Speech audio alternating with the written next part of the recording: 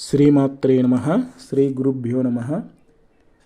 ఈరోజు మనం గరుడ పురాణంలోని నరకస్వరూపం, అక్కడి వివిధ యాతనలు మరియు అందులో పడే జీవుల గతి ఏ విధంగా ఉంటుందో మనం ఈరోజు పారాయణలో మనం తెలుసుకుందాం. నరకాలు చాలానే ఉన్నాయి, కానీ కొన్నింటిని మాత్రం వర్ణిస్తాను. రౌరవమను పేరు గల నరకం ప్రధానమైనటువంటిది. అబద్ధాలు చెప్పి అబద్ధ సాక్ష్యాలిచ్చి ప్రజల హింసలకు కారకులైన వారిని ఈ నరకంలో శిక్షిస్తారు. దీని వైశాల్యం 2000 యోజనాలు.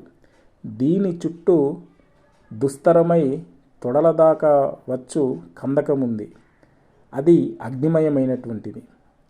అందులో పడ్డ పాపులు ఆ వేడిని తట్టుకోలేక అటూ ఇటూ పరిగెడతారు.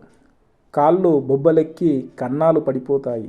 వ్యక్తి చేసిన పాపాన్ని బట్టి అగ్ని తీవ్రత ఉంటుంది.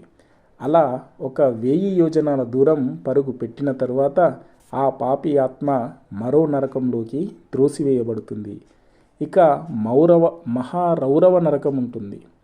ఈ నరకం 5000 యోజనాల విస్తీర్ణంలో పరుచుకుని ఉంది. అక్కడ నేల రాగిరేకు వలె ఉంటుంది. దాని క్రింద అగ్ని నిత్యం రగులుతూ ఉంటుంది. ఆ భూమి విద్యుత్ ప్రభాసమాన కాంతులీనుతూ ఉంటుంది. అది పాపులకి అతి భయంకరంగా దర్శనమిస్తూ ఉంటుంది. యమదూతలు పాపుల కాళ్ళు చేతులను గట్టిగా కట్టివేసి ఆ నేలపై దొర్లిస్తారు. పాపి అలా దొర్లుతూ ఉండగా ఉండే మార్గంలో కాకులు, కొంగలు, తోడేళ్ళు, గుడ్లగూబలు, మొసళ్ళు, తేళ్ళి వచ్చి పొడుస్తూ, చీల్చుతూ, కరుస్తూ, కుడుతూ అందినంత మేరకు నమిలి తింటూ ఉంటాయి. పాపి కనుల ముందే వాని శరీరం ముక్కలు చేయబడి తినబడుతూ ఉంటుంది. పాపులు అరుస్తూ ఉంటారు, ఏడుస్తూ ఉంటారు, కేకలేస్తూ ఉంటారు. అయినా దుర్లించబడుతూనే ఉంటారు. వారి శిక్షాకాలం పూర్తి అయ్యేదాకా తినబడడానికి అన్నట్లు ఆ నారకీయ శరీరం అలా మిగులుతూనే ఉంటుంది. పాప తీవ్రతను బట్టి శిక్షాకాలం ఉంటుంది. అది పూర్తి కాగానే తెలివి తప్పుతుంది. తెలివి వచ్చేసరికి మరో నరకంలోనో లేదా మరో యోనిలోనో ఎక్కడో తెలియదు, ఎక్కడో వెళ్ళిపోతుంటాడు. గరుడ, అతి శీతమును పేరుగల మరో నరకం ఉంది. ఇక్కడ అత్యంత శీతలం బాధ పెడుతుంది. దీని పొడవు వెడల్పులు మహారౌరవంతో సమానంగానే ఉంటాయి. చిక్కటి చీకటి అంతటా నిండి ఉంటుంది. సహింపరాని కష్టాన్ని కలిగించడం కోసం యమదూతలు పాపులను ఆ చీకటి కుంపం లాంటి లోకంలోకి విసిరేస్తారు. పాపులకు దిక్కు తోచదు. గుడ్డితనం వచ్చేసిందేమోనని భయం వేస్తుంది. తట్టుకోలేంత వణుకుతో శరీరం తల్లడిల్లిపోతుంటుంది. పళ్ళు టపటపా కొట్టుకొని విరిగిపోతూ ఉంటాయి. ఇతర పాపులు తగులుతూ ఉంటారు, ఆలింగనం చేసుకుంటారు. కానీ వారు తమలాంటి వారో పిశాచాలో రక్కసులో తెలియదు కదా. పీక్కుతుంటారేమో అని భయంతో విడివడిపోతూ ఉంటారు. అక్కడ దాహం, ఆకలి చాలా ఎక్కువగా ఉంటాయి. ఎంత తడిమినా తినడానికి తాగడానికి ఏమీ తగలవు. ఇంతేకాక మంచు గడ్డల్ని మరింత గడ్డకట్టించేంత అతి భీకర శీతల వాయువులు అక్కడ వీస్తూ ఉంటాయి. ఆ గాలుల తాకిడికి ఎముకలు పుటుక్కున విరిగిపోతుంటాయి. శిక్షాకాలం అయిపోగానే ఈ తమసావృత నరకం నుండి ఆత్మ వెలుగులోకి వచ్చి పడుతుంది. ఓ ఖగరాజా, అసంఖ్యాకంగా పాపాలు చేసిన వారు ఇందాక అనుకున్నట్టు వెలుగులో పడరు. నికృంతన మను పేరిట ప్రసిద్ధమైన మరో నరకంలో పడతాడు. ఇక్కడ కుమ్మరి చక్రాల్లాంటి చక్రాలుంటాయి. నిజానికి అవి దర్జీ చక్రాలు. వాటి కిందని సూదులుంటాయి. చక్రం కదలగానే అవి పాపి కాలి నుండి శిరస్సు దాకా ప్రయాణిస్తాయి. యమదూతలు పాపులను ఆ చక్రాలపై నిలబెట్టి వాటిని తిప్పుతారు. అవి అలా తిరుగుతూనే ఉంటాయి. పాపి శరీరం అరికాలి నుండి శిరస్సు దాకా పోయి తాలువులోంచి పైకి వచ్చి మరలా అదే అరికాలిలో మరొక కన్నం చేసుకొని ప్రవేశించే పొడవాటి సూదులతో కుట్టబడుతూనే ఉంటుంది. అరుణానుజ, అప్రతిష్టమను పేరుగల ఇంకో నగరం ఉంది. అక్కడ పడే పాపులు అసహ్య దుఃఖాలను అనుభవిస్తూ ఉంటారు. వీరు దారుణ దుఃఖం పాలగుటకు కారణం ఇక్కడి చక్రం. దానిపై నుండి గిలక. పాపులను ఈ చక్రంపై కట్టి పడేస్తారు. ఆ చక్రం తిరిగినప్పుడల్లా పైనుండి బల్లెములు అసంఖ్యాకంగా వచ్చి కుచ్చుకుంటూ ఉంటాయి. ఆ చక్రం చాలా వేగంగా తిరుగుతూ ఉంటుంది. పాపుల అన్ని రంధ్రాల నుండి రక్తం కారుతూనే ఉంటుంది. ఓ ఖగేంద్ర, అసిపత్రవనమనే పేరుగల వేరొక నరకాన్ని వర్ణిస్తాను. ఇదొక 1000 యోజనాల మేర పరుచుకొని ఉంటుంది. ఇక్కడి నేల నిరంతరం అగ్ని జ్వాలల్లో మండుతూ ఉంటుంది. ఈ భయంకరమైనటువంటి నరకంలో 14 సూర్యులు నిత్యం తిరుగుతూ ఎండలో ఆ వాతావరణాన్ని కాలుస్తూ ఉంటారు. అక్కడి పాపులు నిత్యం ఆహాకారాలు చేస్తూ తగలబడుతూ ఉంటారు.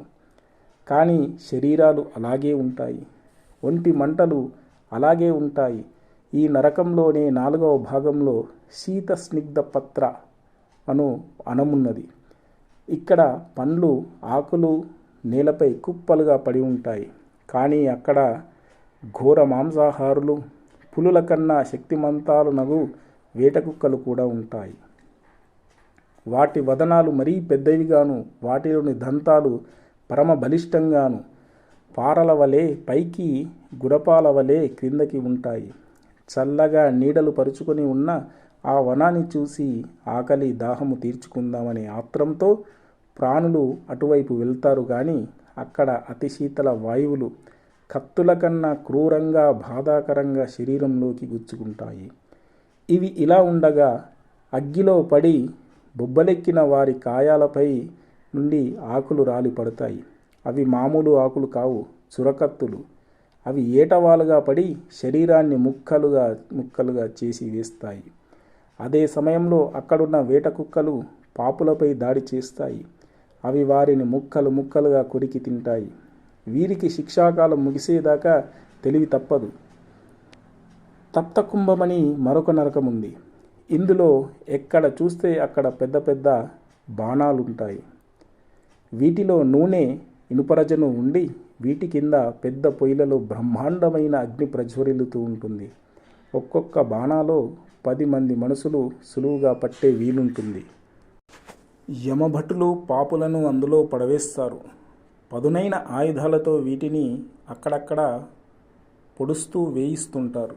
ఈలోగా క్రూరమై గుణపాలం వేసి ముక్కులున్న గద్దలు మానవులు సరదాగా చేపలు పట్టినట్లు ఈ బాణాలలోకి ముక్కులను పెట్టి పాపుల మాంసమును ముక్కుతో పట్టి లాగుతుంటాయి.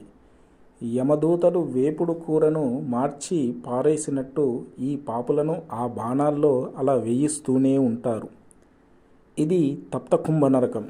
అప్పటిదాకా వర్ణింపబడినటువంటి 7 ప్రధాన నరకాలు, ఇంకా కొన్ని నరకాలున్నాయి. వాటి పేర్లను పాపాలతో కలిపి వచిస్తాను విను అని శ్రీ మహావిష్ణువు గరుత్మంతునికి చెబుతున్నాడు. గోహత్య, భ్రూణహత్య, ఇంటికి నిప్పు పెట్టడం రోధమైనటువంటి నరకానికి దారితీస్తుంది. బ్రహ్మఘాతము, మద్యపానము, స్వర్ణచౌర్యము సూకర నరకానికి దారితీస్తుంది. క్షత్రియుని గాని వైశ్యుని గాని హత్య చేస్తే తాళ నరకం వస్తుంది. బ్రహ్మహత్య, గురుపత్ని లేదా సోదరీ గమనం తప్తకుంభ నరకంలోకి వెళ్తారు. రాజపురుషుడై ఉండి అబద్ధమాడుట తప్తకుంభానికి వెళ్ళడం జరుగుతుంది. నిషిద్ధ పదార్థ విక్రయం, మదిరతోడి వ్యాపారం, స్వామి భక్తులను త్యజించడం తప్త లౌహ నరకాన్ని అనుభవించడం జరుగుతుంది. వేద నింద, వేద విక్రయం, కన్యతో సంభోగం, పుత్ర వధువుతో చీకటి తప్పు చేయడం మహాజ్వాల నరకం సంభవిస్తుంది. స్త్రీతో అగమ్య గమనం, గురువును అవమానించుట, వాగ్బాణాలతో హింసించుట శబల నరకం వస్తుంది. వీరుడై శౌర్య ప్రదర్శనతో అమర్యాద ప్రవర్తన చేయడం విమోహన నరకం వస్తుంది. అందరికీ అనిష్టమే చేయుట కృమిభక్షణ నరకం వస్తుంది. దేవబ్రాహ్మణ ద్వేషము లాలాభక్షణ నరకం వస్తుంది. తోటలను తగలబెట్టుట, ఇతరుల ఇళ్లలో అధికారమున ఆక్రమించుట విషంజన నరకం వస్తుంది. నక్షత్రాలతో జీవికోపార్జన, అసత్పాత్రకు దానం, అయాజ్య యాజకం, అర్హత లేకున్నా పోయి ద్వానం స్వీకరించుట అనేటువంటిది అధశిర నరకం వస్తుంది. మద్య మాంసాది పదార్థాల విక్రయం, పూయవాహ నరకం వస్తుంది. గృహాన్ని దహనం చేయడం, విషాన్ని ఇవ్వడం, సోమ విక్రయం, మధుమాంస సేవనం, పశువులను చంపుట రుధిరాంధ నరకం వస్తుంది. సహపంక్తిలోనున్న వానికి విషం పెట్టుట వింభుజ నరకం వస్తుంది. తేనెను తీయుట, తేనెను తీసి అమ్ముట వైతరణి నరకం వస్తుంది. క్రోధం నుంచి సుఖాన్ని కోపించి చెడగొట్టుట మూత్ర సంజ్ఞక నరకం వస్తుంది. అపవిత్రంగా ఉండడం, క్రోధాన్ని కలిగి ఉండడం అసిపత్రవనం అనే నరకం వస్తుంది. మృగాలను చంపడం, తినడం అగ్నిజ్వాల నరకం వస్తుంది. దీక్షను పొంది నియమాలను పాటించకుండా ఉండడం సందంశ నరకం వస్తుంది. సన్యాసి, బ్రహ్మచారి స్వప్నస్ఖలనం అభోజన నరకం వస్తుంది. ఇంకా చాలా పాపాలు ఎలాగైతే ఉన్నాయో నరకాలు చాలానే ఉన్నాయి. ఏ నరకంలోకి వెళ్ళినా పాపిని అగ్నిలో కాల్చడం, నూనెలో ఉడికించడం, పిండి పిండి చేయడం, కషాయం వలె ముద్ద చేయడం, గాలితో శిక్షించడం వంటి వేల కొద్ది శిక్షలు అమలు జరుగుతూ ఉంటాయి. అక్కడి ఒక్కరోజే 100 రోజుల బాధలను అనుభవంలోకి తెస్తుంది. ఎక్కడో ఎంతో పుణ్యం చేసుకున్న మానవులకు తప్ప సామాన్యంగా ఏ మనిషి పోయిన వెంటనే నరకానికి, స్వర్గానికి వెళ్ళి వచ్చి వెంటనే మనిషిగా పుట్టేయడం జరగదు. మహాపాపులు నరకం నుండి వచ్చి మొక్కగానో చెట్టుగానో పుడతారు. తరువాత క్రిమి, కీటక, దీపక, షట్పది జన్మలు తరువాత గోళ్ళున్న గాడిద వంటి జంతువుల నుండి అడవి ఏనుగు దాకా తన పాపానికి తగిన యోనిలో జన్మిస్తారు. తరువాత ఇంకా చాలా పాప ఫలాలు మిగిలిన వారు కానీ గూని, మరుగుజ్జు, వామన, చండాల, పుల్కష, మున్నగు మానవ జన్మలెత్తి అప్పుడు సంపూర్ణ మానవ జన్మను పొందవచ్చును. అందుకే అంటారు పెద్దలు, నరజన్మ బహు దుర్లభమని. ఈ మానవులలోనే కొందరు బహుపుణ్యప్రదులు, దేవతలు కావచ్చు, ఇంద్రులు కావచ్చు. పుణ్యాత్ములను స్వర్గానికి పంపించేది యమధర్మరాజే. ఆయన అనుమతిని పొందిన పుణ్యాత్ములను దేవదూతలు వచ్చి సుందరానుపూరాది నానాభరణాలను పెట్టి సుమధుర గీతాలను పాడుతూ వాటికి తగిన అందమైన నృత్యాలను చేస్తూ చందనాది దివ్య సుగంధాలను పూసి మరింత హృదయ సుగంధాలను వెదజల్లే పూలమాలలతో అలంకరించి దివ్యకాంతులు వెదజల్లు విమానాలలో కూర్చుండబెట్టి స్వర్గానికి తీసుకుని వెళ్తారు. పుణ్య సమాప్తి తరువాత వారు మరలా పుడమిపై పుట్టవలసి వచ్చినప్పుడు సుక్షత్రియులుగాను మహాత్ములుగాను అట్టి వారింటనే పుట్టి పెరిగి వాళ్ళు విలసిల్లుతారు. వీరికి ఈ జన్మలో బ్రహ్మాండమైన భోగభాగ్యాలు అబ్బుతాయి. వాటిని వదిలి భగవంతుని పనిని చేస్తూ జన్మను చాలించి మోక్షాన్ని పొందే అవకాశమూ ఉంటుంది. భూలోకంలో జన్మించినప్పుడు మరణం తప్పదు.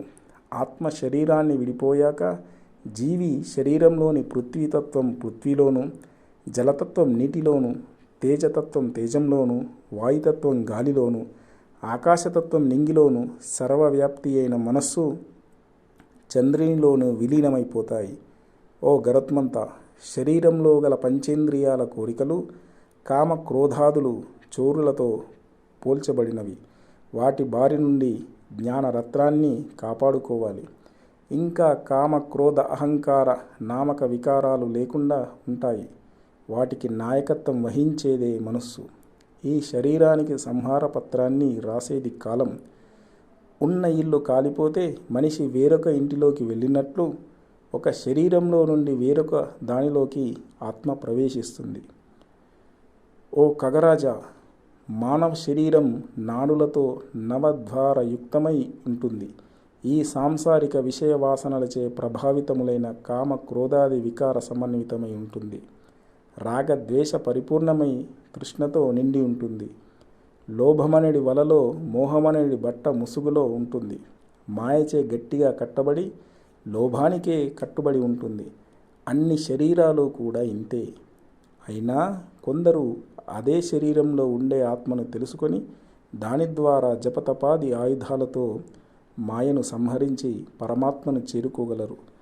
ఆత్మజ్ఞానం లేనివారు పశు సమానులై జీవించి అలాగే పోతారు. ఈ సృష్టిలో 84 లక్షల యోనులున్నాయి. అవి నేలలో మొలిచేటివి, చెమట నుంచి పుట్టేటువంటివి, మనిషి మున్నగు జంతువులతో పుట్టేటువంటివి. ఇవి ఈ విధంగా ఉన్నవి.